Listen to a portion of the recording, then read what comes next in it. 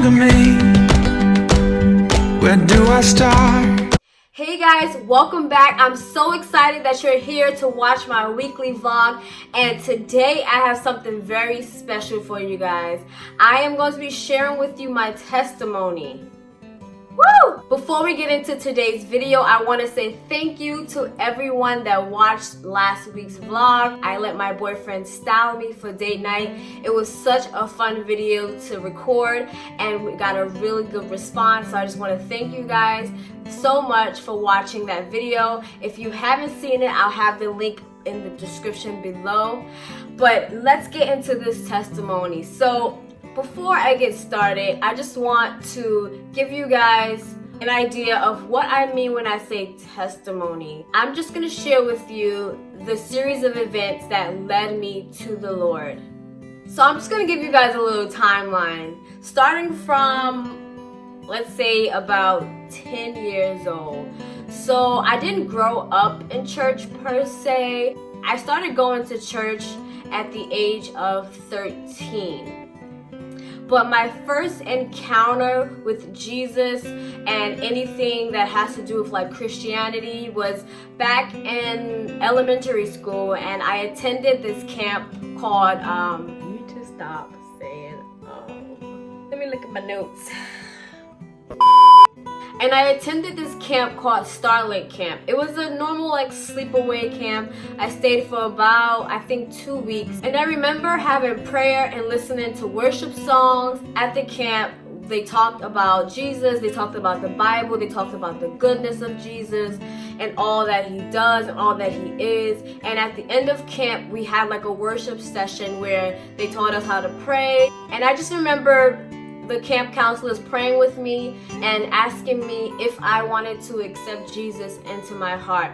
And I was just reflecting over my camp experience, and I was like, cool songs, dancing, the prayer was cool, I met awesome people, and I was like, if this is what accepting Jesus into my heart is about, I am all for it. So I was like, yeah, I do. And I just remember like saying yeah. I don't remember much after that, but when I got home I kind of forgot about it. It wasn't until a couple weeks after I got home, I guess the camp directors called my mom and told her about what happened. So she sat me down and she was like, you know, I got a call, and the camp director told me that you accepted Jesus into your heart. And I was like, huh? I was like, oh yeah, that. Yeah, they had a little worship session and they asked me and I was having a good time. I enjoyed it. What they were talking about made sense. It sounded good. And so I just said yeah. And then my mom was just like, why didn't you tell me? And I was like, I honestly forgot about it. And she was like, that's awesome. I'm happy for you. But it wasn't until like maybe 2 years later that I actually joined the church and became active and all that. So let's get into that. So at the age of 12, I was living in Brooklyn, New York, and I moved from Brooklyn to Harlem. At that time, one of my aunts was very sick, and I just remember my mom telling me that, the doctors were basically saying that there was nothing they could do for her. And my mom at the time wasn't in church, but she was so devastated by the news that she went to church and basically told God like, hey, I'll give my life if you save my sisters. And all I know is that we got 7 more years with my aunt before she passed away, and my mom was saved. She started to go to church, so obviously I then began to shadow her relationship with God, and I went to church because this is what I had to do. And at that time, at 12, going to church was more about the community and the activities and the relationships that I had with people at the church. I didn't really have a relationship with Jesus that I made my own and actually, invested in it and took it serious. Like, once I stepped outside of the church, there was no I didn't have a prayer life. I mean, I prayed every now and then. Being at home and living in a home now that was centered around church and the things of God. I did pray. I did read my Bible every now and then, but it wasn't something that I was pursuing personally, intentionally. You know, it was just something that I knew I had to do. So yeah, when I went to church, it was more so about hanging out with my friends. I did enjoy the community and being surrounded by people who had good hearts and were doing positive things. And I had a great time. I was a part of the dance ministry. I joined the youth choir. I was part of the youth ministry. I joined the step team when we had one. And I was very involved in what was going on at the church. However, I can't say that when I would sit in church on Sundays that I was receiving or internalizing what was being preached. I can't honestly say that. I couldn't go home and summarize what the sermon was about. So, aside from being involved in the ministry and growing in that aspect, my relationship with God didn't really mature. I would be in church, I would pray, I would go through the motions. I did experience the Holy Spirit. I did get saved and accept Jesus into my life. But that was as far as it went. I wasn't really motivated to grow in Christ outside of church in my personal time. I remember in the youth ministry, they gave us an assignment and they basically challenged us to go out into our schools and tell our friends about Jesus. There was no specific way we needed to do it. They just told us to share the love of Jesus with someone. And me being now in the 6th grade, not knowing how to approach my peers about this, I did the most awkward thing ever. I remember going to school and bringing my Bible with me to school. I basically went out on the playground during lunchtime and I had my Bible and I put it on top of my head and just began to walk around with it. Not saying anything, not really making any eye contact, just hoping that someone would stop me and say, "Hey, what's that on your head?" And I could be like, "Well, actually, it's the Bible." Bruh. I didn't really know what I was gonna say after that. I think that's as far as I got. Long story short, nobody stopped me and asked me what was going on. People were kind of just in their own world. Wasn't really effective. Was a cool story though. Alright, so let's fast forward to high school. High school was a roller coaster.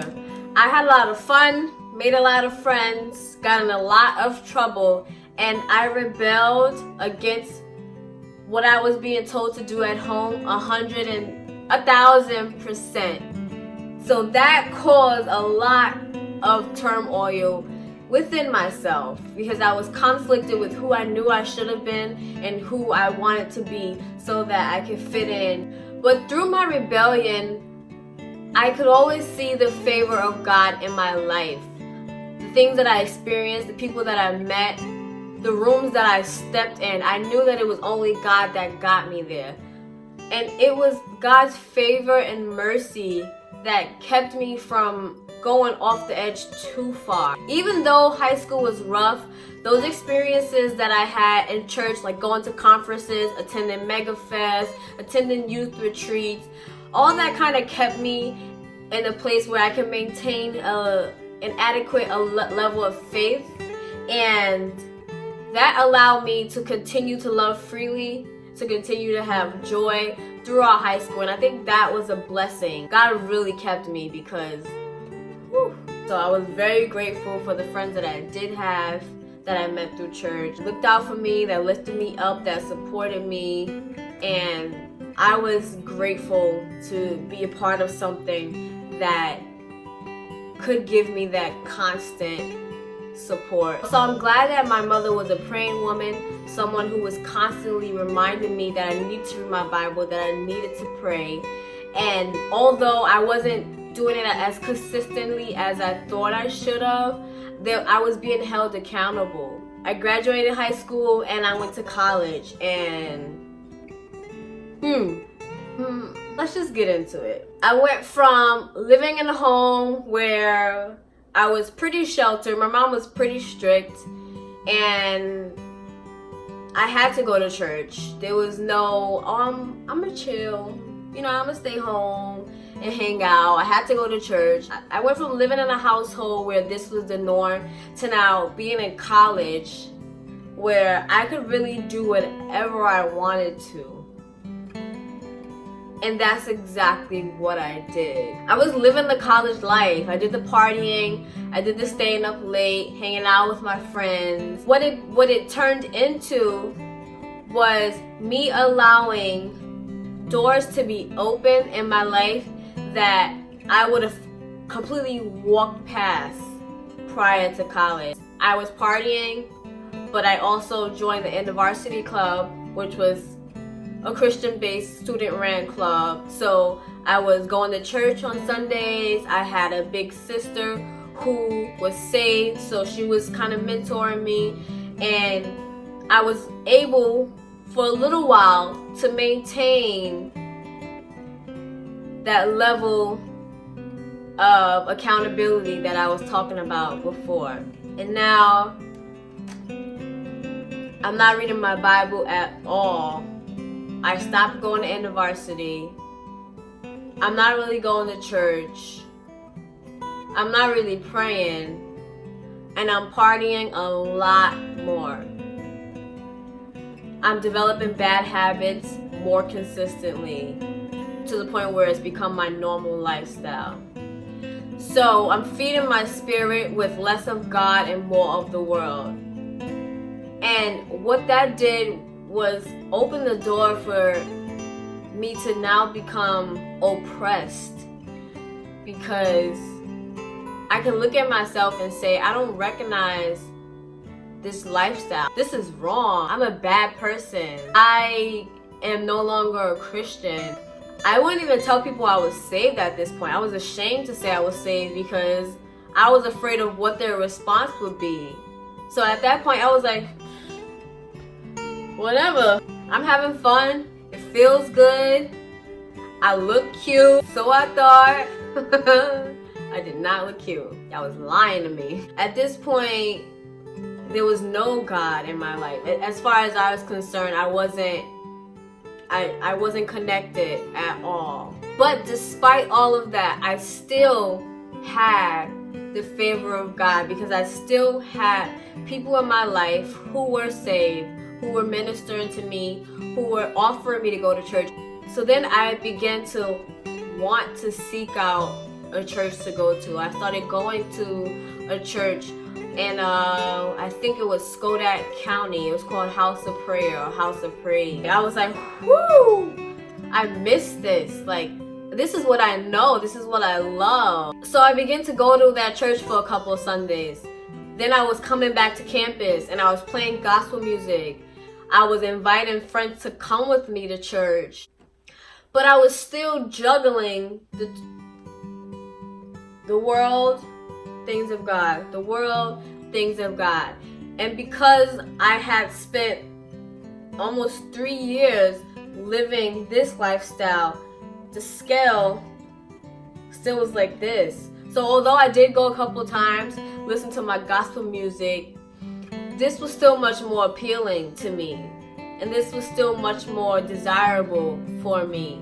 So I ultimately just reverted back to that lifestyle.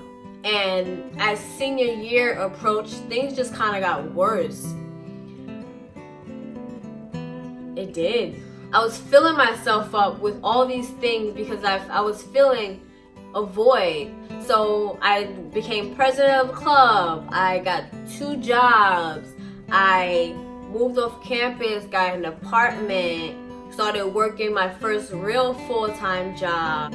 I got into theater. I joined some theater productions. I joined the choir. And I was like, all right, I'm busy. As long as I'm keeping busy, I don't have to stop and think about where I should be, what I should be doing, who I should be giving my time to, because I'm just too busy to. Nope, I ain't got time to pray. I ain't got time to read the Bible. I was just living for a long period of time in just darkness. I feel like I was just like a robot, just walking through life, going through the motions, but inside I just felt nothing. I was filling myself with all of these things.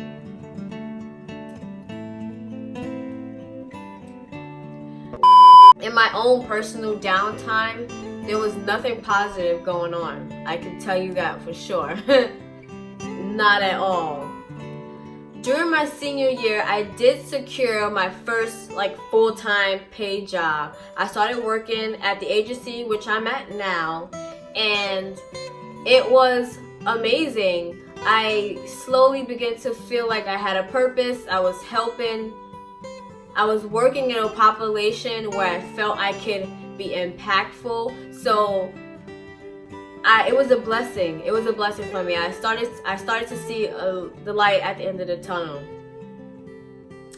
It was at this job where I met my friend Ellen, and she would tell me, that her father was a pastor and how she grew up in a very similar church that I was familiar with.